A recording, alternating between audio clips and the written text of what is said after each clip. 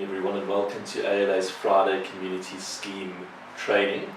We are in the middle of Prescribed Management Rule 26. Last week we dealt with the first paragraph 1, and now we're going to move on to paragraph 2. 2 reads as follows: on the application of any member, meaning an owner, a registered bondholder, or of the managing agent, the body corporate must make all or any of the books of account and records available for inspection and copying.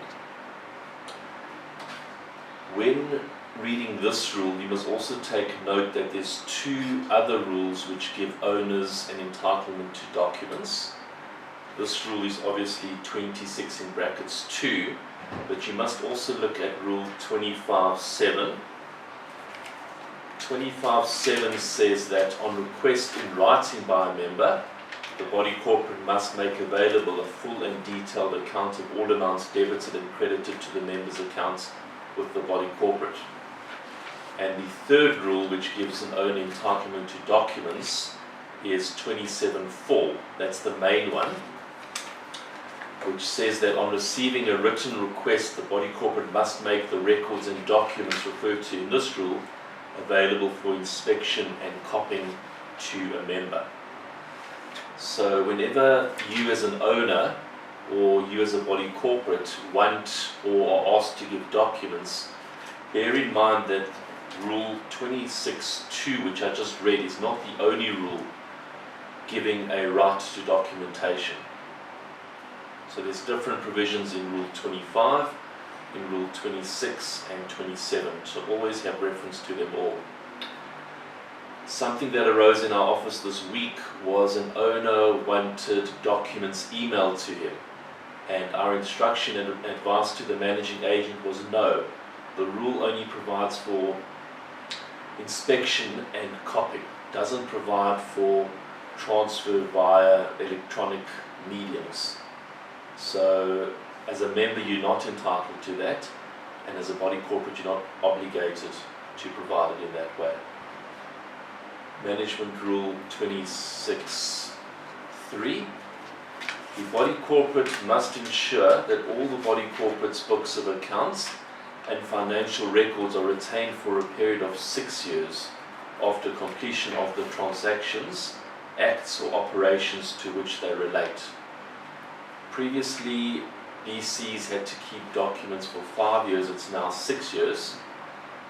It's a very important provision, and it also has implications for CSOS.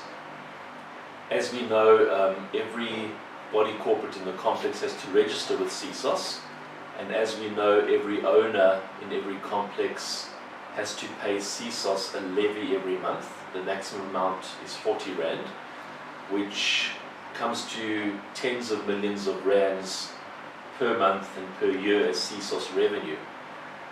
We also know that only approximately 1/3 of complexes have registered with CSOS, and this is important for CSOS because if CSOS don't act quickly and get complexes to register and pay levies, very soon complexes will destroy their documentation. They're only obliged to keep it for 6 years. And CSOS has already almost been active. They're going into their 3rd year. So if CSOS and other creditors of complexes don't act quickly against a complex, they might find the complex without the documentation. They're only obliged to keep it for 6 years. Sub-rule 4. Unless all the sections in the scheme are registered in the name of one person, the body corporate must present audited financial statements to a general meeting for consideration within 4 months after the end of the financial year. Right, we know at every annual general meeting the audited financial statements are presented for consideration. 5. The audit of a body corporate's annual financial statements must be carried out by an independent auditor who has not participated in the preparation of the annual financial statements or advised on any aspect of the accounts of the body corporate during the period being reported on. This is a new provision, so one One party has to prepare the financial statements, and then an independent auditor has to audit the financial statements. I have got a note here that SACA, who is the governing body of chartered accountants, has ruled that the two auditors can be from the same firm. So there's no need for the body corporate to engage two separate auditing firms. One party at the firm prepares the financials, and another auditor at the firm audits the financials. B, the audited or the audit need not be carried out in accordance with any recognized financial reporting framework of guidelines for financial accounting. And I want to refer you there to one of the first CSOS circulars going back a year or two, which deals with that management law. Please take a look at it.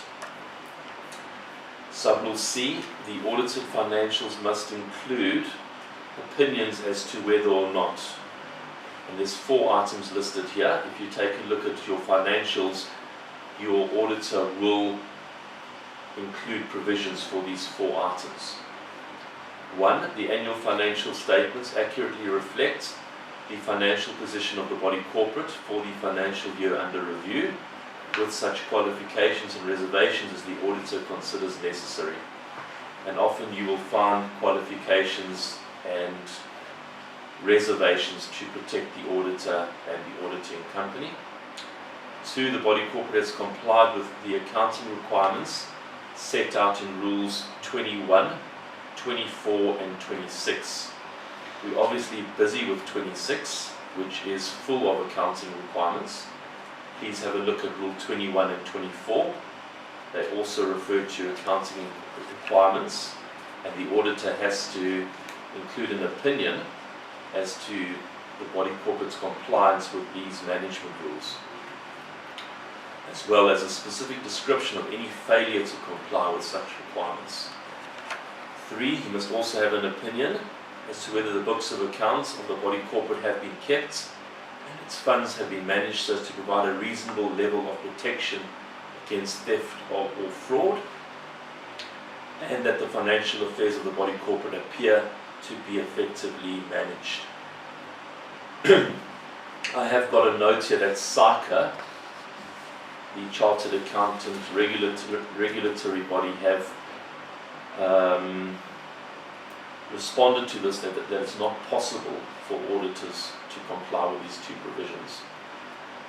But that needs further looking into as to what communication has taken place between SACA and the legislature in that regard. The last paragraph in the rule, the audited financials must be completed within 4 months of the end of the body corporate's financial year. So most financial years end on 28 February. By the end of June, the financials have to be completed. We hope you enjoyed the training. If you have any questions, please feel free to contact me on inquiries@alattorneys.co.za or 011-326-8050. Subscribe to our channel and don't miss out on any videos uploaded by clicking on the bell icon. Have a great weekend.